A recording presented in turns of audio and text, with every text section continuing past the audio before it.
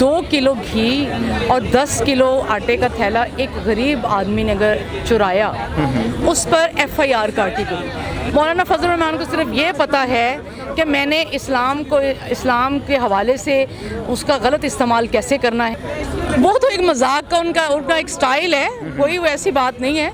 वो दिल से खान साहब के हैं और हमारी पार्टी के साथ ही हैं। हम पर उम्मीद हैं कि अदालत फैसला सही ही सुनाएगी, क्योंकि FIR जो भी उन्होंने जो खान साहब पे केसेस बनाए हैं ना, वो उनके सॉलिड रीजंस नहीं है। तो इसलिए हमें उम्मीद है कि खान साहब बाइज्जत बरी होंगे। मौलाना तो उनको कहना ही नहीं चाहिए। मौलाना कहना एक बहुत बड़ी बात है, उसको वो आलिम दीन होते हैं।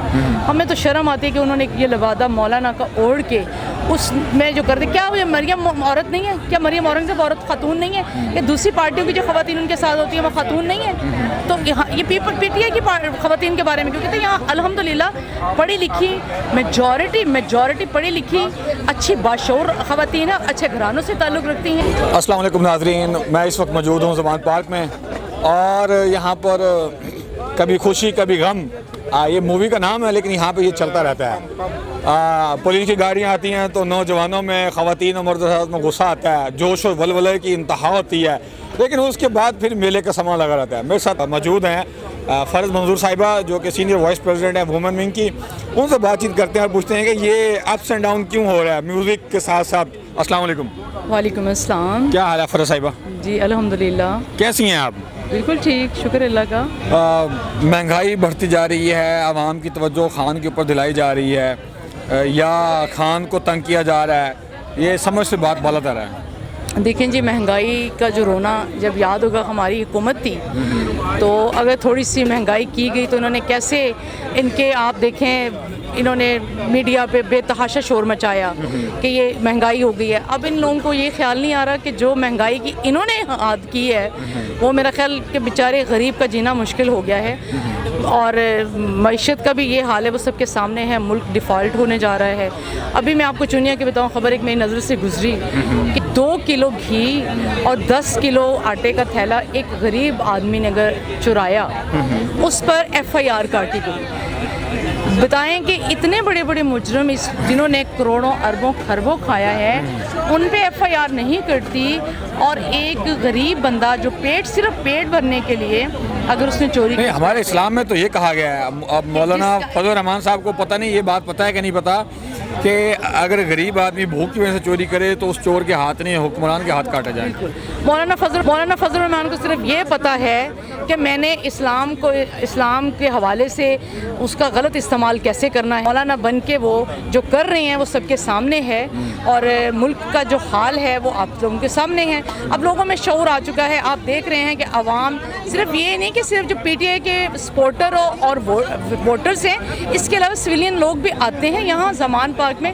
खान साहब को उनको पता है कि हमारा लीडर है, एक सच्चा खरा लीडर है, मर्द आहिन है, मोमिन है, जिसने इस दुनिया में इस्लाम का बोलबाला किया, क्योंकि उन्हें ला इलाहा इल्लल्लाह के नाम पर ये मुल्क बनाया गया, और उसी की आवाज़ को लब्बैक करते हुए वो अपनी आवाम में वही जज्बा शऊर पैदा कर रहे हैं कि हम किसी के ग़ुलाम नहीं हैं। और ये इम्पोर्टेड हुकूमत जो मुसल्लत की गई है, जो आजकल हुज्जत खंड इस्तेमाल कर रही है, आवाम को परेशान कर रही है, मुल्क डिफ़ॉल्ट होने जा रहा है, मईशत गिरती जा रही है, तो इसके लिए इंशाअल्लाह ताला इलेक्शन कराएं और मेंटेनेंस सामने आएगा और खान साहब भी आएंगे इंशाअल्लाह, हमें उम्मीद है।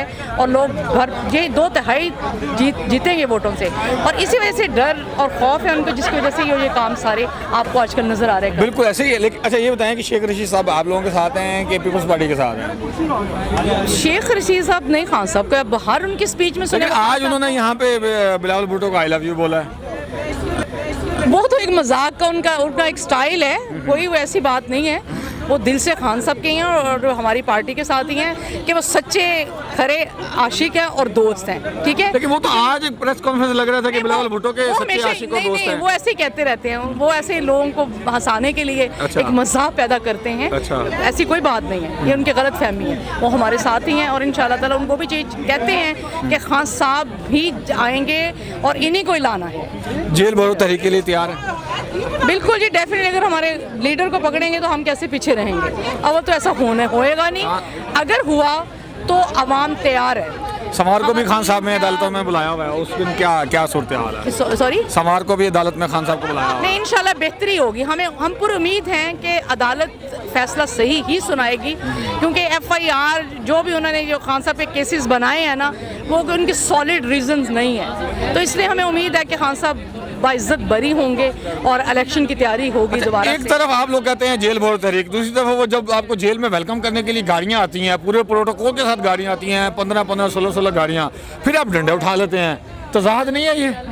کوئی تضاد نہیں ہے، تضاد ہے، ڈیفینڈ کرنے کا ہر کسی کو حق نہیں نا، دیکھیں وہ اس لیے ہم کرتے ہیں کہ یہ بلا وجہ کیوں آئے پکڑ، کس جرم میں بتائیں، کس جرم میں پکڑنے جا رہے ہیں؟ نہیں دیکھیں نا، ایک طرف پی ٹی آئی کہہ رہی ہے کہ جیل بھرو تحریک، پھر وہ آپ کی خواہش کے لیے آتے ہیں، 16 گاڑیاں لے کے آتے ہیں۔ دیکھیں آپ لوگ خود جائیں گے، پیٹرول کا خرچہ ہوگا، وہ تو خود لینے کے لیے آ رہے ہیں آپ کو۔ اس صورت میں کریں گے کہ اگر ہمارے لیڈر کو پکڑیں گے، ٹھیک ہے، پھر تیار ہیں ہم لوگ، اور اگر ہمارے خان لیڈر آرڈر کرے گا تو تب بھی جیل بھرنے کو جانے کو تیار ہے۔ لیکن جیل کی کیپیسٹی تو 60,000 ہے، اس کے اندر عوام 67,000 بھری ہوئی ہے، تو آپ لوگ کدھر جائیں گے؟ کر نہیں سکیں گے نا، پھر ٹھیک ہے، ہم تو کہیں گے نا، وہ کر نہیں سکیں گے نا، انہوں نے کرنا ہے۔ ایک اینکر ہیں، بہت خوبصورت ہیں اور بڑے عجیب و غریب الفاظ استعمال کرتے ہیں، میں نہیں کرنا چاہتا، وہ یہ کہہ رہے تھے کہ اگر خان صاحب واقعی جیل بھرو تحریک کامیاب کرنا چاہتے ہیں تو کچھ انہوں نے لاہور کے لوگوں کا نام لیا اور پھر یہ کہا جی 50,000 جو پاکستان سے باہر پاکستانی ہیں جو سوشل میڈیا کمپین چلاتے ہیں اوورسیز، وہ آئیں، پھر جیلوں کے اندر جائیں، پھر دیکھیں، اچھا، اور پھر اس شرط پہ جائیں کہ واپس بھی نہیں آئیں گے، اور بھی بہت ساری لکھی ہیں انہوں نے، تو ان کو آپ کیا کہنا چاہیں گے؟